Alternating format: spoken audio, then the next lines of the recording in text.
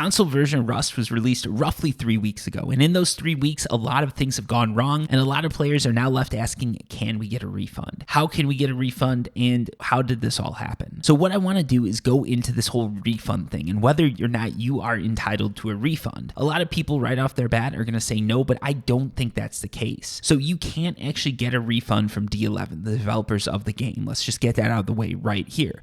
The developers of the game aren't the ones who sold you the game. You bought it through a store, whether it would be the PlayStation or the Xbox store. That's where your money went. The developers don't have 100% of the money to refund to you. There's been one developer recently who's gone off the book and offered a full refund to players, and that was CD Projekt Red. And because of that, they got burned. They got massively burned by the PlayStation Store. Their game, Cyberpunk, is no longer in that store. And if you say, well, Cyberpunk would have sold any copies, it's still selling on the Xbox, but it is not selling on the PlayStation because it's not even available for purchase. What this means is if D11 went ahead and said they're going to give you a refund, they could get hugely burned on the PlayStation side of things.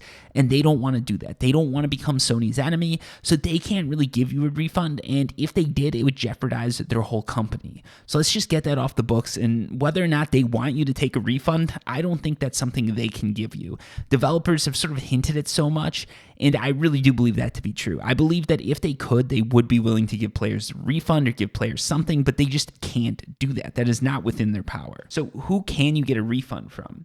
The people you could get a refund from would be Microsoft and Sony. These are the companies that you purchased this game from. They don't typically give refunds. Generally, what they say is if you've got a product code and you use that code, or you bought the code less than 14 or more than 14 days ago, you can't get a refund. But both these stores do have stipulations that I think qualify in this case. So let's get into it. First thing we need to go over is just what's gone wrong. So Rust for the console was released roughly 3 weeks ago. There was an early access period of 3 days that was given to players who paid a premium for it.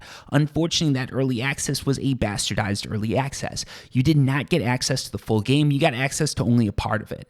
This means you didn't really get what you paid for. In addition to that, any sort of bonus that you got was just completely wiped off the board after early access, which means you basically had a 3-day wipe, which is unheard of in the Rust community. There are some community servers that do it, but it's very rare. So this was the first problem. After that, players were dealing with lag, FPS drops, they were dealing with just all sorts of issues, and the problem here is in a PvP game, these issues are huge and almost make the game unplayable. And then it's that sort of final nail in the coffin that really does give me belief that a lot of players are sort of qualifying for this refund is over this last weekend, a patch knocked the game out. And when I say knocked the game out, I mean, I don't know how to put this into words, but the load screen is the only thing you get. And I know some of you guys are probably spending tens of thousands of dollars on something like OnlyFans, but if you want to pay to get screwed or watch someone get screwed, you can do that. You don't need to sit there looking at a load screen. So here's how I think you can get your refund and why I think some people might be sort of qualifying for this. Now, I believe the case is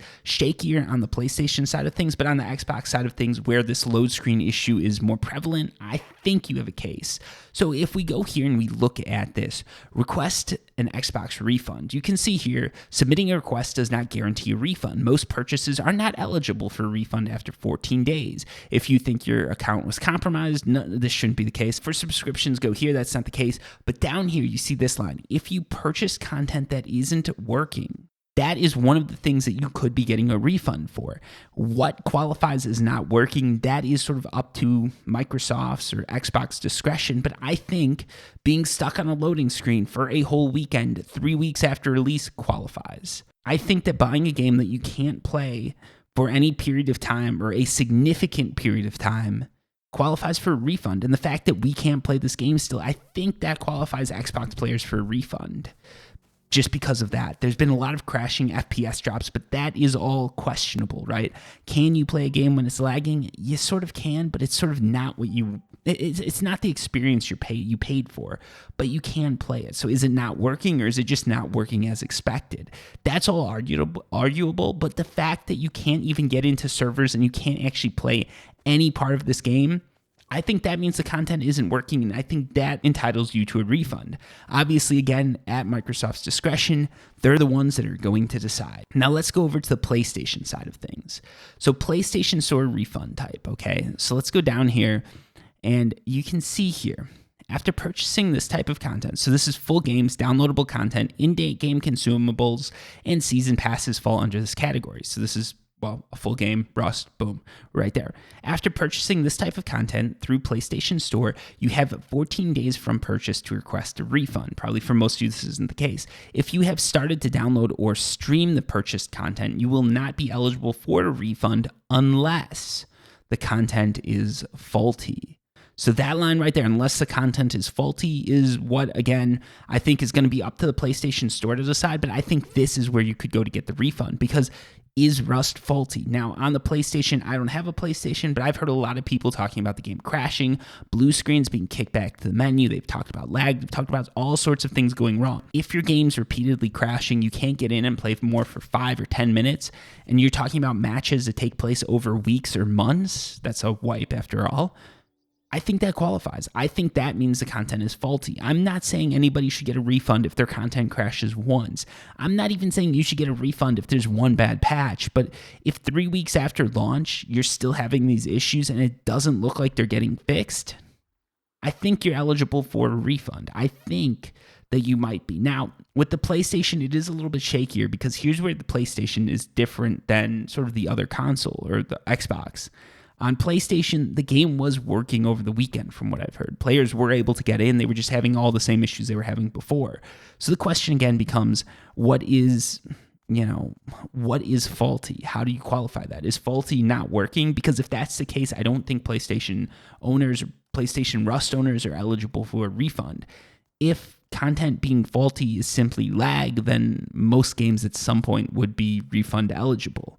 I don't really know where this falls. It's sort of vague wording, but I think it's worth a try if you are so fed up with the game right now that you just want to get out. I still think the developers could come through with this, and I don't think it's time to request a refund for a lot of players, but I know there's some people that are extremely frustrated.